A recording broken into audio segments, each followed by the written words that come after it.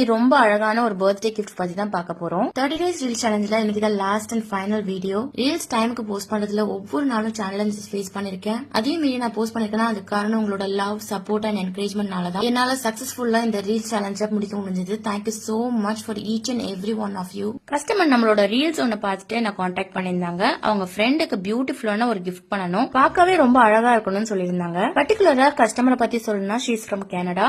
அவங்க டைமுக்கும் நம்ம டைமுக்கும் நிறைய டிஃபரன்ஸ் இருக்கனால கஸ்டமருக்கு என்ன வேணும் அப்படின்றது என்னால சரியா கண்டுபிடிக்க முடியல. அதுதான் இந்த ப்ராஜெக்டோட சேலஞ்சாவே இருந்துச்சு. நான் கேட்ட ரெண்டாவது கொஸ்டின்ல கஸ்டமர் சொல்லிட்டாங்க, எனக்கு எதுவுமே தெரியாது, நீங்க ஜஸ்ட் உங்களுக்கு பிடிச்ச மாதிரி பண்ணுங்க, நீங்க ஃபிளவர்ஸ் எல்லாம் வச்சு ப்ரிசர்வ் பண்ணுவீங்கல்ல, சோ அந்த மாதிரி ஏதாவது நல்லதா பண்ணி கொடுங்க, நீங்க இந்த வாட்டி நல்லா பண்ணீங்கன்னா ஃபர்தரா நான் ஆர்டர்ஸ் தரேன் அப்படின்ற ஒரே வார்த்தையிலே முடிச்சிட்டாங்க. சோ அவங்க எனக்கு கொடுத்த ஒரே ஹிண்ட் ஃபிளவர்ஸ் தான். சோ அதை வச்சுதான் இந்த ப்ராஜெக்ட் பண்ணிருந்தேன்.